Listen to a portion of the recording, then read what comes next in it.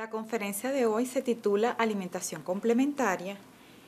Importante iniciar con la definición de la misma, donde es fundamental conocer que es un proceso que comienza cuando el consumo de la leche humana en forma exclusiva ya no es suficiente para cubrir los requerimientos nutricionales y de otros nutrientes en el niño, por lo que es necesario agregar otros alimentos para que se suplan esos requerimientos, pero se va a mantener la lactancia humana. ¿Cuáles son los objetivos de la alimentación complementaria? Primero que nada, aportar la energía y los nutrientes necesarios para el crecimiento y desarrollo sin destetar al niño, crear hábitos y conductas alimentarias adecuados, estimular el desarrollo psicoemocional y el vínculo afectivo que se establece con el cuidador. Pero existen unas bases fisiológicas para iniciar esa alimentación complementaria que van a estar dadas por 4 elementos fundamentales. Ellos son la madurez neurológica, gastrointestinal, inmunológica y renal y, por supuesto, el aumento de los requerimientos energéticos y de otros nutrientes que tiene ese niño. ¿Cuáles son las bases fisiológicas entonces? Desde el punto de vista neurológico van a existir unos hitos del desarrollo del niño, dados por la desaparición del reflejo de extrusión. ¿Qué es el reflejo de extrusión? Cuando iniciamos la alimentación con cucharilla o vaso. También por el desarrollo adecuado del control cefálico y el control del tronco superior. En cuanto a la madurez digestiva, ya se empiezan a secretar ciertas enzimas digestivas, especialmente la amilasa salival y la amilasa pancreática, que permite la incorporación de estos nuevos nutrientes. Asimismo, la mucosa intestinal va a tener una permeabilidad menor para las moléculas de gran tamaño y esto disminuye el riesgo de alergias en esta etapa de la vida a partir del 6º mes. Por lo que existe entonces una mayor tolerancia y menor riesgo de alergia, como lo mencioné. Desde el punto de vista renal, hay una mejor filtración renal y una mejor capacidad para manejar los solutos que proceden de estos nuevos metabolitos. ¿Cuáles son las etapas de la alimentación del lactante? Existen 3 etapas. Vamos a iniciar con la etapa de lactancia, que es cuando el niño recibe exclusivamente lactancia humana, que son los primeros 6 meses de vida.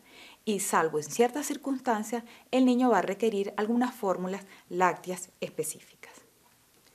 La segunda etapa es la etapa de transición, que comienza a partir del 6º mes hasta los 10 meses o el año de edad. Se inicia la etapa de diversificación alimentaria o ese proceso de alimentación complementaria. Posteriormente viene la etapa de adulto modificado, que es a partir del año de vida, donde ya el niño tiene esa madurez y esas capacidades que le permiten alimentarse de un grado similar al del adulto con ciertas modificaciones. ¿Cómo vamos a introducir esos alimentos en el niño? Se recomienda que sean alimentos culturalmente aceptados y disponibles en la localidad donde habita. Sin embargo, los organismos internacionales están de acuerdo que podemos iniciar con tubérculos y carnes en forma de sopas y cremas, es decir, licuados. Las frutas en puré o jugo, siempre ofrecidos con cucharilla o taza para favorecer el proceso de masticación del niño, no en biberón. Asimismo, cuando iniciamos con las frutas que no sean cítricas como fresa, mandarina, tomate, etc. y sin agregado de azúcar ni edulcorantes artificiales. Prosiguiendo con esa secuencia de introducción de alimentos, los cereales sin gluten, tales como arroz y maíz, los podemos iniciar a partir del 6º mes. Y aquellos que contengan gluten como trigo, avena, cebada, centeno, a partir del 7º mes, siempre y cuando no haya antecedentes familiares importantes de alergia. En este caso sí se recomienda a partir del 9º mes de vida. Las leguminosas, es decir, los granos como caraotas, lentejas, arvejas, en puré, coladas o licuadas a partir del 8º mes o 7º mes. Y los vegetales verdes sí se pueden agregar poco a poco en las preparaciones licuadas o colados. Con relación a los alimentos que sabemos que están relacionados con fenómenos alérgicos, tales como huevo, pescado, marisco, cerdo, frutos secos, sí se recomienda a partir del año de vida, sobre todo en aquellas familias o en aquellos niños con antecedentes de alergia demostrada. Sin embargo, no debemos ser muy restrictivos en este tipo de alimentos, especialmente con el huevo y el pescado, porque podemos estar restringiendo al niño de algunos ácidos grasos de cadena larga esenciales para el desarrollo cerebral y retiniano. Con relación al contenido energético de estos alimentos, se recomienda que sea mayor a la lactancia humana, es decir, a mayor de 0,8 calorías por gramo de tejido.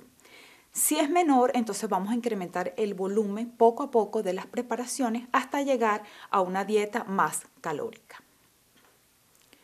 En la siguiente lámina vamos a observar cómo vamos a progresar tanto en textura, frecuencia y cantidad de los alimentos a medida que el niño progrese en edad.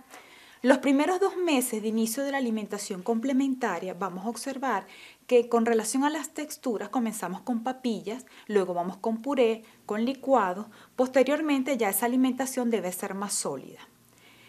Con relación a la frecuencia, entonces observamos que al principio van a ser 2 o 3 comidas, posteriormente de 4 a 6 comidas, y con relación a la cantidad que ofrecemos por cada plato servido, al principio van a ser 2 o 3 cucharadas hasta que la meta sean de 4 a 6 onzas por plato ofrecido al niño.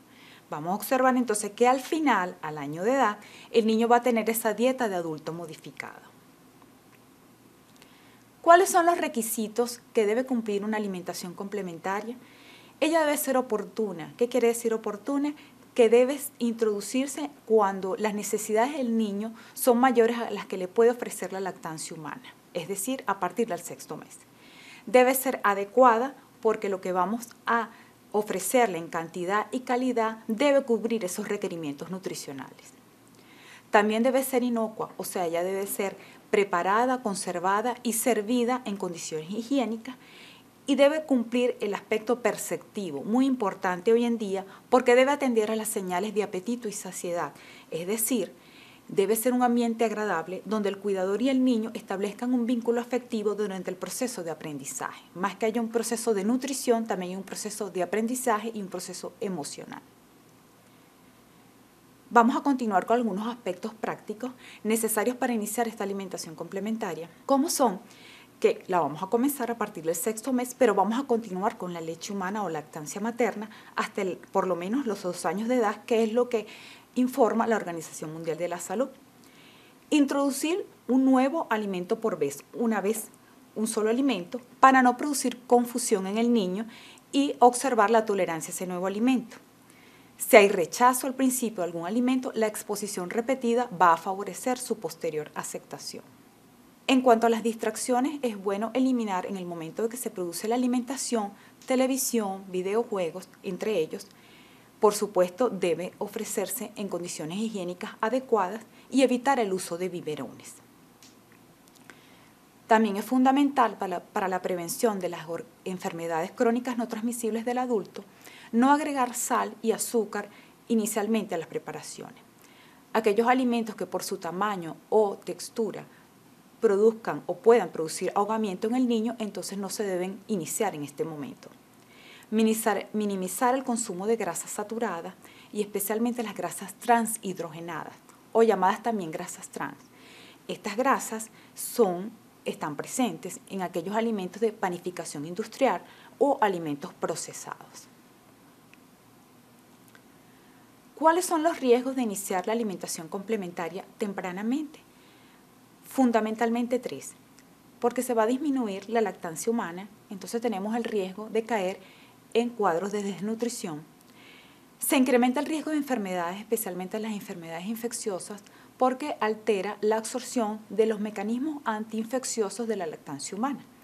Asimismo, va a haber mayor exposición a contaminantes producto de la preparación de nuevos alimentos y se aumenta el riesgo de alergias. Pero también existen riesgos si esa alimentación complementaria se introduce tardíamente, tales como se va a disminuir la velocidad de crecimiento del niño, se va a ver el niño afectado por deficiencias de vitaminas y minerales, asimismo alteraciones en la conducta alimentaria porque su desarrollo no va a estar adecuado para el momento de introducción de la alimentación complementaria y va a existir riesgo de sensibilización, es decir, de alergias alimentarias. En el siguiente cuadro vamos a observar que existen también unos valores recomendados por organismos internacionales como son la FAO y la OMS sobre requerimientos de energía según el sexo.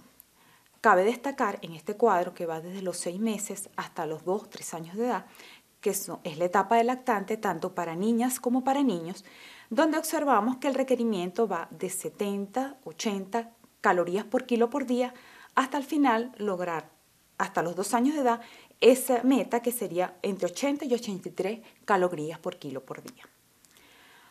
Con relación a los requerimientos proteicos, es importante que el aporte de proteínas sea por proteínas de alto valor biológico, ¿sí? O por lo menos la combinación de alimentos logre esas proteínas de alto valor biológico. El requerimiento también recomendado por los entes internacionales va de 1.12 gramos por kilo por día en el primer año hasta 0,8 gramos por kilo por día al final del segundo año. Con relación a los requerimientos de carbohidratos, estos no deben exceder más del 60% del consumo total que tenga el niño. Se sabe que si se aumenta por encima de este porcentaje, hay mayor riesgo de incremento de triglicéridos y disminución de las lipoproteínas de alta densidad del colesterol. El consumo de sacarosa o azúcares refinados no debe exceder el 10% del consumo de carbohidratos totales. Con relación a las grasas, el consumo no debe ser mayor del 30% del consumo total que tenga el niño, desglosado de la siguiente manera. Los grasos saturados no deben exceder el 7%, los poliinsaturados el 10%, los poliinsaturados el 13% o más, y luego, importante también, un colesterol que no exceda los 300 miligramos día. Asimismo, la relación omega 6, omega 3 es importantísimo, sobre todo en el lactante en crecimiento, que mantenga la relación 5:1 y los ácidos grasos trans o transhidrogenados menos del 1%. Con relación a la fibra, la recomendación total es 19 gramos por día y conocer cuáles son esas fuentes de fibra soluble e insoluble, como pueden ser los cereales de granos enteros, las frutas y los vegetales. Llevando en forma práctica todas estas recomendaciones que hablamos de requerimientos de carbohidratos, proteínas y grasas, lo llevamos a los 6 grupos de alimentos y la edad del niño, el menor de 1 año y el que tenga edad entre 1 y 2 años. Fundamentalmente, las modificaciones que refleja el cuadro es que en la etapa de primer año vamos a ver mayores raciones de lácteos y para el resto de los grupos de los alimentos vamos a ver para el grupo de 1 y 2 años una ración más del resto de los alimentos. Esa es básicamente la diferencia entre los dos grupos. Importante tomar en cuenta que la Organización Mundial de la Salud, a través de diferentes estudios, ha logrado observar que el 30% de los menores de 5 años tienen retraso del crecimiento o desnutrición debido a prácticas alimentarias inadecuadas. Y que cuando en estos países las prácticas de alimentación se modifican, se logran obtener un buen estado nutricional independientemente de la condición de pobreza a la que esté sometida esa población. Es por ello fundamental la aplicación y seguimiento de políticas internacionales y nacionales en las prácticas de nutrición infantil y salud infantil. Y por ello los profesionales de la salud debemos estar debidamente capacitados, asesorados y difundir todas estas políticas de entes nacionales e internacionales. También debemos estar en el conocimiento del cumplimiento del Código Internacional de Comercialización de Sucedáneos de la Leche Materna, asimismo que la industria alimentaria y farmacéutica conozca las referencias internacionales de fortificación de las fórmulas infantiles y de los productos de consumo masivo por parte de niños. Para concluir, debemos entonces conocer que la alimentación complementaria es un proceso que se inicia cuando la leche humana no es suficiente para cubrir los requerimientos completos nutricionales de los lactantes y por lo tanto hay que agregar nuevos alimentos, mientras se va a continuar entonces con la lactancia humana, que ella debe cumplir unos requisitos, por lo tanto debe ser oportuna, adecuada, inocua y perceptiva. También debemos tomar en cuenta que se debe realizar en el momento en que el niño tiene una madurez neurológica, renal, digestiva e inmunológica que permite la introducción de estos nuevos alimentos. E igualmente debemos conocer cuáles son los riesgos de iniciarla muy tempranamente o tardíamente y conocer cuáles son las recomendaciones basadas en organismos expertos en nutrición infantil.